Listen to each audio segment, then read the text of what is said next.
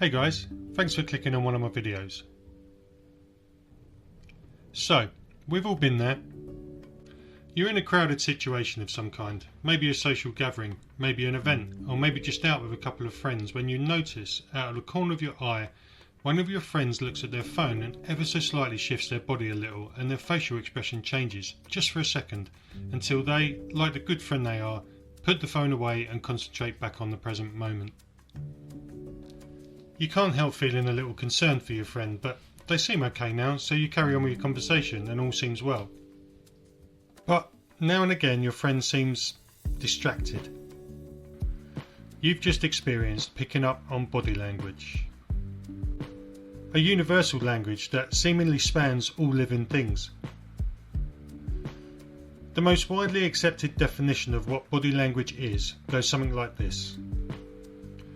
Body language is a powerful form of non-verbal communication that involves the use of physical behaviour, expressions and mannerisms to convey information. This form of communication can occur consciously or unconsciously and can significantly impact the way messages are interpreted by others. So basically, the way we move, the way we don't move, the way we look, the way we don't look, and the way we act and, you guessed it, the way we don't act. Most of the time we give off signals that we're not even aware of and give others lots of information about how we're feeling, whether we're telling the truth or not, and even what we might do or say next. Let's have a look at some of the obvious examples that might not actually be that obvious to us and some tips on how to improve your own flashing beacon of body language, with my last tip being the most important.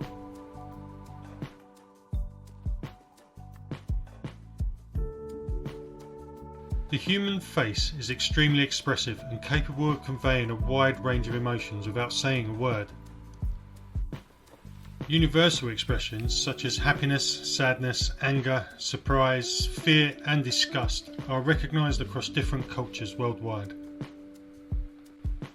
People often form initial opinions within seconds of meeting someone, largely based on body language, with your face and your eyes being the main attraction.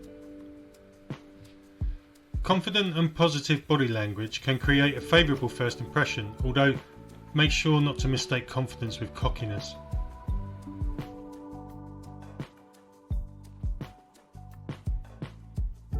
Movements of the hands, arms and fingers can convey specific messages.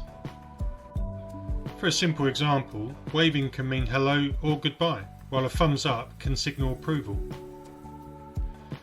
In the Western world, all of these mean what we think they mean, without much room for error, but be aware that in other cultures these gestures and many more that we commonly use may not have the same meaning in other less familiar cultures. For example, a thumbs up in the Middle East could be quite insulting.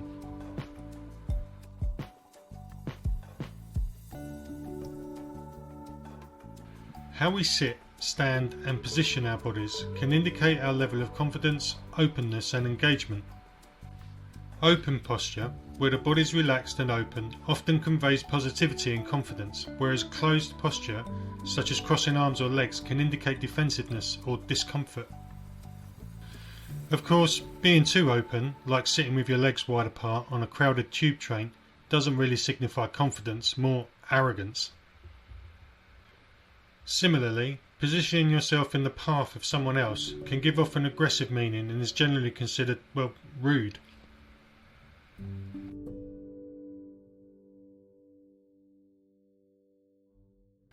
The eyes can reveal much about what a person's feeling. Maintaining eye contact can show attentiveness and interest, while avoiding eye contact might suggest discomfort or deceit. They say the eyes are the windows to the soul. Their physical appearance can also be an indicator of hidden feelings. What I mean by that is sometimes they may glaze over with boredom, or they may glaze over with love, if they look bloodshot, showing you might have had a heavy night and not be feeling your best. All of these and more, coupled with posture and gestures, are indicators as to a person's demeanour.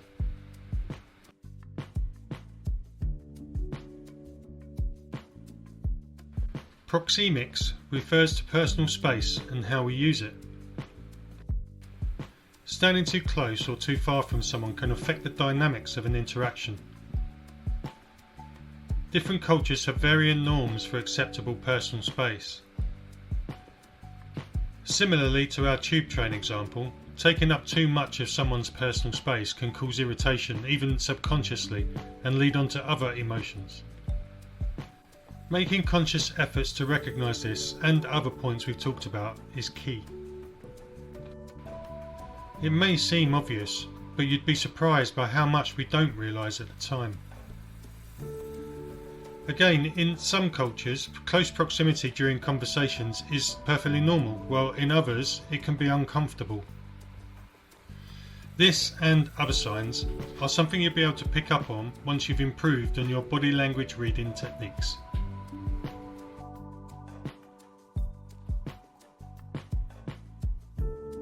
The use of touch can convey affection, sympathy, or a host of other emotions. Don't underestimate how much a handshake, a hug, or a pat on the back can significantly impact the nature of a conversation. The appropriateness of touch differs widely among cultures. If you think you might be going somewhere culturally different to home, make an effort to be mindful of these variations. Being aware of and controlling your body language can improve how you communicate and interact with others.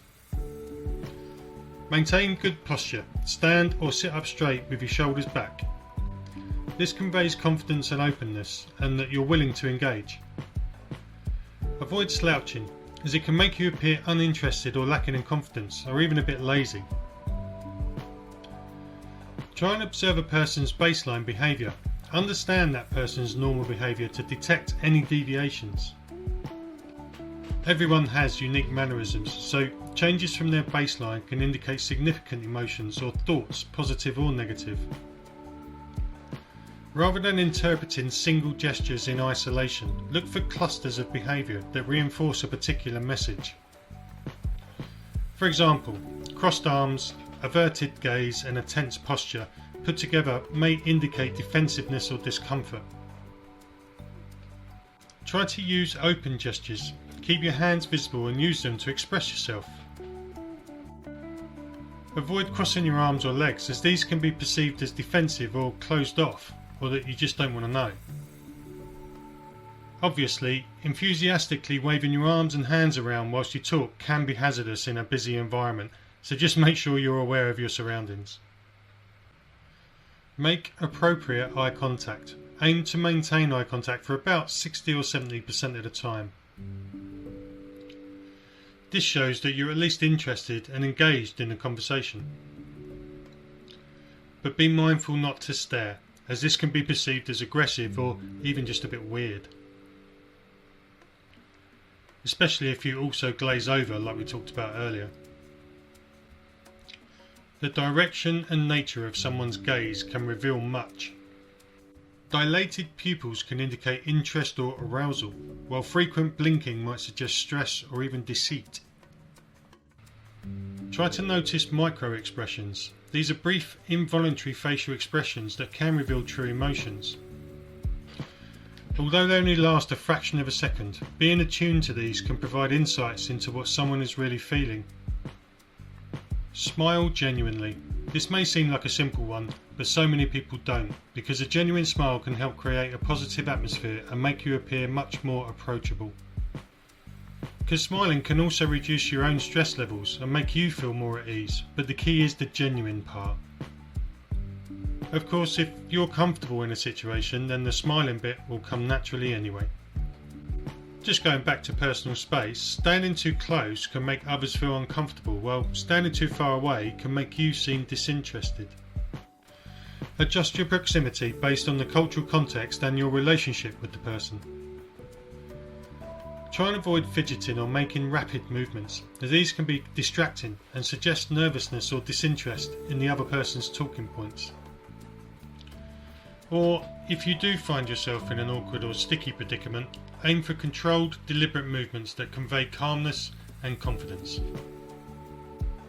Body language really is a vital component of communication that can significantly impact interactions and relationships. By understanding the key elements of body language, recognising its effect on others, and learning to control and interpret non-verbal cues as well as our own body language, we can enhance our communication skills. Being aware of cultural differences and adapting our body language accordingly ensures respectful and effective interactions in diverse contexts. Mastery of body language not only improves personal and professional relationships but also contributes to overall success in various areas of life. Oh, and about that final piece of wisdom. Do your best to be yourself and to achieve self-awareness. To be in control of how you act to others and recognise the situations you don't want to be in, whether personally or professionally or just in everyday life. It's hard to not let acts of aggression or distrust affect how you interact with the world or the people in it, but I promise you, the feeling of satisfaction from knowing that you are being the best version of yourself that you can be whilst looking out for those signs from others is priceless.